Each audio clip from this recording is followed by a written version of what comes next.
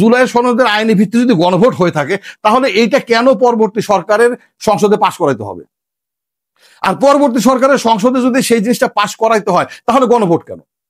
আর একটা জিজ্ঞেস করতেছি যে একটা সুযোগ থাকা সত্ত্বেও যে সুযোগটা এই গণভোটের মাধ্যমে এরশাদ জিয়াউর রহমান সাহেব উনারা নিয়েছিলেন, তাদের ক্ষমতা গ্রহণ করা, তাদের সামরিক শাসনকে বৈধতা দেওয়া, এই গণভোটের মাধ্যমে তারা বৈধতা দিয়েছিলেন, সেই সুযোগটা কেন এই সরকার নিল না? ইউনূস সরকার কেন নিল না? ডক্টর ইউনূস কেন নিল না?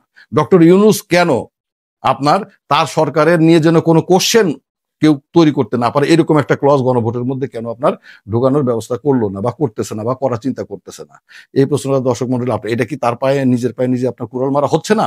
দর্শক মন্ডলী, আমি ডক্টর ইউনূসকে আপনাদের মাধ্যমেই জিজ্ঞেস করতে চাই, তাদের এই সরকারের বৈধতা নিয়ে কিন্তু অনেকেই অনেক প্রশ্ন করে থাকেন। কারণ সংসদ আসলে এই সরকারটা গঠিত হয়েছে কোন পদ্ধতিতে? না সংসদীয় পদ্ধতিতে, না আপনার বৈপ্লবিক পদ্ধতিতে, মানে বিপ্লবের দ্বারা বা অভ্যুত্থানের মাধ্যমে যে ধরনের বিপ্লবী সরকার গঠিত হয় সেই ধরনের সরকার এটা সেভাবে গঠিত হয়নি। আবার পুরোপুরিভাবে এটাকে আপনি সাংবিধানিক সরকারও বলতে পারেন না। তাহলে এই সরকারের ম্যান্ডেট নিয়ে কিন্তু একটা প্রশ্ন সকলের মধ্যেই আছে। সরকার যতদিন ক্ষমতায় আছে ততদিন হয়তো কেউ ওইভাবে উচ্চারণ করতেছে না, কিন্তু সরকার চলে যাওয়ার পরে কিন্তু সেটা নিয়ে কথাবার্তা হতেই পারে। তবে এই সরকার ক্ষমতায় থাকা সত্ত্বেও এই বিষয়টা নিয়ে আলোচনা হচ্ছে। সরকার কিন্তু এই গণভোটের মাধ্যমে তার এই বিষয়টা ঢুকিয়ে দিয়ে পাশ করে নিতে পারতেন, বৈধতা নিয়ে নিতে পারতেন। গণভোটের চাইতে আপনার মনে করেন জনগণের প্রত্যক্ষ রায় আর কোন পদ্ধতিতে আসতে পারে? জনগণ যদি গণভোটের মাধ্যমে আপনাকে রায় দেয় যে এটা ঠিক, আমরা এটা মানি, আপনি বৈধ এবং জুলাই সনদ মানতে হবে, জুলাই সনদ বৈধ, এটা এরপরে আর কোন জায়গা থেকে পাশ করার প্রয়োজন থাকতে পারে? আমার মাথায় জিনিসটা আসলে কাজ করতেছে না। দর্শক মন্ডলী, আপনাদেরকে আমি আপনার জিজ্ঞেস করতেছি। আসসালামু আলাইকুম দর্শক মন্ডলী। এই যে ডক্টর ইউনূস লাস্ট জাতির উদ্দেশ্যে ভাষণে যে তিনি গণভোটের ডিক্লেয়ার দিলেন বা ডিক্লেয়ার করলেন যে জাতীয় নির্বাচনের সাথে গণভোট অনুষ্ঠিত হবে, এই গণভোটটি তিনি কেন ডিক্লেয়ার করলেন যে জাতীয় নির্বাচনের সাথে গণভোটটি অনুষ্ঠিত হবে? লাভটা কোথায়? গণভোটের মাধ্যমে তো যে কোনো কিছু স্বীকৃতি জনগণের কাছ থেকে স্বীকৃতি আদায় করা হয়, যেমন আদায় করা হয়েছিল প্রয়াত জিয়াউর রহমান এবং এরশাদের আমলে তাদের ক্ষমতা গ্রহণ এবং তাদের শাসনকে বৈধতা দেওয়ার জন্য। এখানে যে গণভোটটার আয়োজন করা হয়েছে বলা হচ্ছে সেটা আসলে কিসের বৈধতা দেওয়ার জন্য? এবং সেটা যদি বৈধতা দিতেই হয় তাহলে পরবর্তী সংসদের 6 মাসের মধ্যে কেন আবার সংসদ থেকে সেটা পাশ করে নেওয়া হবে? যেটা জনগণের কাছ থেকে ম্যান্ডেট নেওয়া হলো, সাধারণ জনগণের প্রত্যক্ষ অংশগ্রহণে যেখানে ম্যান্ডেট নেওয়া হলো যে এটা আসলে গৃহীত হবে কি হবে না, সেই বিষয়টা আবার সংসদের কাছ থেকে কেন পাশ করে নিতে হবে? এই প্রশ্নটা দর্শক মণ্ডলী, তাহলে গণভোটের প্রয়োজনটা ছিল কোথায়? তাহলে গণভোটটা জাতীয় নির্বাচনের সাথে হোক আর নির্বাচনের আগেই হোক, এটা যুক্ত করার মানেটা কি? আমাকে যদি সংসদ থেকে এটা পাশ করে নিতে হয়, সংসদ থেকে পাশ করে নিতে হলে বিএনপি তো বলেছিল যে যদি তারা ক্ষমতায় যায় তাহলে তারা সংসদ থেকে এটা পাশ করে দেবে। তাহলে গণভোটটা কেন? যদি সংসদ থেকে সেই বিএনপিকে দিয়ে পাশ করায় নিতেই হয় তাহলে আবার কেন আপনার গণভোটটা? এই প্রশ্নটা দর্শক মণ্ডলী আপনাদের কাছে রাখলাম। দ্বিতীয়ত হচ্ছে ডক্টর ইউনূস, আসলে আমি যে জিনিসটা জিজ্ঞেস করতে চাচ্ছিলাম, উনি কি নিজের পায়ে নিজে কুড়াল মারলেন? কারণ সাধারণত গণভোট করা হয় কোন কোন ক্ষেত্রে? সংবিধানের পরিবর্তনের করার ক্ষেত্রে, কোনো একটা বাজেট পাশ করানোর জন্য, মানে বিপুল অ্যামাউন্টের টাকা হয়তো কোনো একটা নির্দিষ্ট অ্যামাউন্টের টাকা হয়তো কোনো খাতে আপনি ব্যয় করতে চাচ্ছেন, জনগণের আসলে সেখানে সম্মতি আছে কিনা সেটা জানার জন্য বা জনগণের কাছ থেকে সম্মতি নেওয়ার জন্য এক্ষেত্রে গণভোট হয়।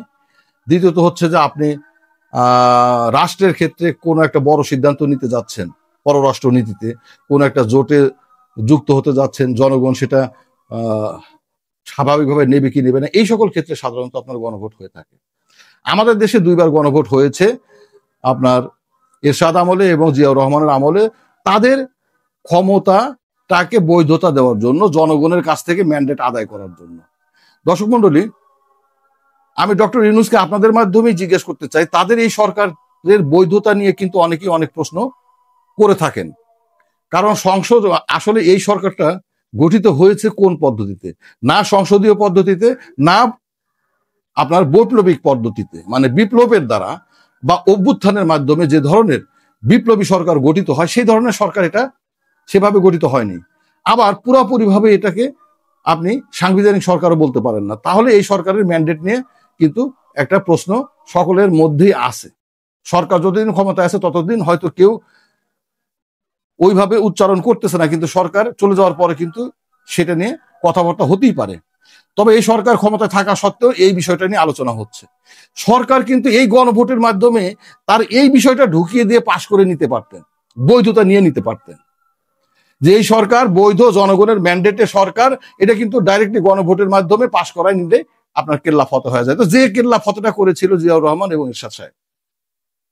তো আমার কথা হচ্ছে ডক্টর ইউনূস তার নিজের, সবাই তো নিজেরটা ভাবে, ডক্টর ইউনূস তার নিজের এবং নিজের সরকারের ক্ষেত্রে তাদের বৈধতার ক্ষেত্রে যেন কোনো কোশ্চেন তৈরি না হয়, কেউ যেন কোনো ধরনের আপনার ভবিষ্যতে কোনো ক্লেম করতে না পারে, তাদেরকে বিপদে ফেলানোর জন্য কেউ যেন কোনো চেষ্টা করতে না পারে, সেই উদ্দেশ্যে কিন্তু তিনি এই বিষয়টা এখানে ঢুকিয়ে দিতে পারতেন।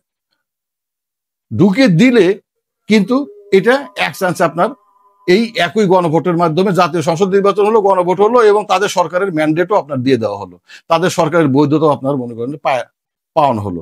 কিন্তু এখানে একটা প্রশ্ন হচ্ছে যে এই গণভোটের সিদ্ধান্ত বাস্তবায়ন বা সিদ্ধান্ত আবার তিনি 6 মাসের মধ্যে পরবর্তী সংসদের উপরে ন্যস্ত করেছেন, যে পরবর্তী সংসদ এই সিদ্ধান্তকে আপনার বৈধতা দেবে।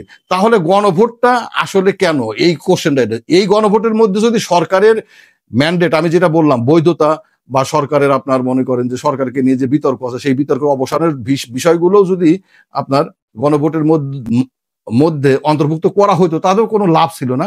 কারণ এটা ডক্টর মোহাম্মদ ইউনূস সরাসরি ভাবে বলেই দিয়েছেন যে এই গণভোটের ম্যান্ডেটটা পরবর্তী সরকার 6 মাসের মধ্যে সংসদ থেকে পাশ করে নেবে। যদি পাশ করে না নেয়, যদি এই গণভোটের সিদ্ধান্ত সমূহের মধ্যে আবার পরবর্তী সংসদীয় সরকার, মানে যে সরকার আসবে সেই সরকার যদি কাটছাট করে এই গণভোটের মধ্যে, না আমি আমার রাজনীতির স্বার্থে এই বিষয়গুলো আমার পক্ষে যায়, এইগুলো আমার পক্ষে যায় না, অতএব আমি এই বিষয়গুলো আমি সংসদ থেকে পাশ করে নেব, এই বিষয়গুলো আমি সংসদ থেকে পাশ করে নেব না, এরকম যদি বিষয়াদি তারা করতে চায়, সেক্ষেত্রে এই সরকারের করণীয়টা কি? সেক্ষেত্রে কোনো কিছু করার আছে? সরকারের বৈধতার প্রশ্নে এমনিতেই বিএনপি সরকার বা জামাত যেই সরকার গঠন করুক না কেন, মানে সরকার গঠন করার পরে সংসদে একটা বিল পাশ করে এই সরকারকে বৈধতা দিতে হবে, তা না হলে আপনার মনে করেন যে এই সরকারের কোনো কর্মকাণ্ডই বৈধতা পাবে না, এমনকি নির্বাচনও আপনার বৈধতা পাবে না। তো সেক্ষেত্রে মানে পরবর্তী সরকারকে সংসদে অবশ্যই এই সরকারের বৈধতা নিয়ে একটা বিল উত্থাপন করতেই হবে। তো তাহলে আমার গণভোটের প্রয়োজনটা কোথায়? এখন জুলাই, অনেকেই বলে থাকে যে জুলাই সনদ বাস্তবায়নের জন্য আইনি ভিত্তি দেওয়া যায়। জুলাই সনদের আইনি ভিত্তি যদি গণভোট হয়ে থাকে তাহলে এইটা কেন পরবর্তী সরকারের সংসদে পাশ করাইতে হবে? আর পরবর্তী সরকারের সংসদে যদি সেই জিনিসটা পাশ করাইতে হয় তাহলে গণভোট কেন? দর্শক মন্ডলী, আমার প্রশ্নটা এটাই। পরবর্তী সরকারের যদি সংসদ থেকে বিষয়টাকে জুলাই সনদকে পাশ করিয়ে নিতেই হয় তাহলে আমার এই গণভোটের মধ্যে এটা ঢুকানোর কোনো প্রয়োজনীয়তা আছে? আর যদি গণভোট আমি যদি করলাম তাহলে পরবর্তী সংসদের উপরে এটা কেন আইনি বৈধতার জন্য ছেড়ে দেওয়া হলো?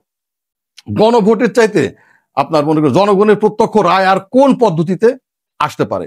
জনগণ যদি গণভোটের মাধ্যমে আপনাকে রায় দেয় যে এটা ঠিক, আমরা এটা মানি, আপনি বৈধ এবং জুলাই সনদ মানতে হবে, জুলাই সনদ বৈধ, এটা এরপরে আর কোন জায়গা থেকে পাশ করার প্রয়োজন থাকতে পারে?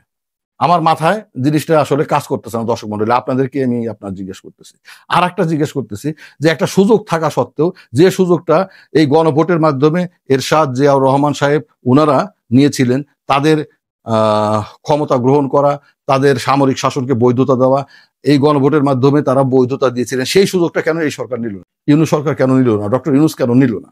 ডক্টর ইউনূস কেন আপনার তার সরকারের নিয়ে যেন কোনো কোশ্চেন কেউ তৈরি করতে না পারে এরকম একটা ক্লজ গণভোটের মধ্যে কেন আপনার ঢোকানোর ব্যবস্থা করলো না বা করতেছে না বা করার চিন্তা করতেছে না? এই প্রশ্নটা দর্শক মন্ডলী, আপনি এটা কি তার পায়ে নিজের পায়ে নিজে আপনার কুড়াল মারা হচ্ছে না? অন্যের উপরে আপনার বিষয়টা ছেড়ে দেওয়া মানেই তো সেটার কিছু না কিছু হলে ধরে নেন পরবর্তী সরকার সবকিছু ঠিকঠাক মতো বৈধতা দিয়ে দিবে, কিন্তু তারপরেও তো সেখানে একটা সংশয় থেকে যায়। অনেক কিছুই রাজনীতিতে ঘটতে পারে, অনেক পরিবর্তন রাজনীতিতে একদিনের মধ্যে বহু ধরনের অনেক বড় মাপের পরিবর্তন ঘটে যেতে পারে। ঠিক আছে, তাহলে আপনি এই আনসার্টেনিটি এই অনিশ্চয়তা কেন আপনি আপনার সরকারের ক্ষেত্রে আপনি অন্য সরকারের উপর ছেড়ে দিচ্ছেন? আপনি এই গণভোট যেহেতু করতেছেন তার মধ্যে আপনার বৈধতার প্রশ্নটা কেন নিয়ে আসতেছেন না? এখানেই আমার মনে হয় ডক্টর ইউনূস নিজের পায়ে নিজে কুড়াল মারতেছে। একটা কথা মনে রাখতে হবে, মইনুল আহমেদের সরকারের কথাটা ভুলে গেলে চলবে না। মইনুল আহমেদকে এবং ফখরুল সাহেব কিন্তু পরে আর দেশে ফিরতে পারেন নাই, দেশে আসতেই পারেন নাই। তাদের হয়তো জেলে যেতে হয় নাই, কিন্তু তারা কিন্তু আর দেশে ফিরতে পারেন নাই। তাদেরকে সারা জীবনই দেশের বাইরে থাকতে হয়েছে।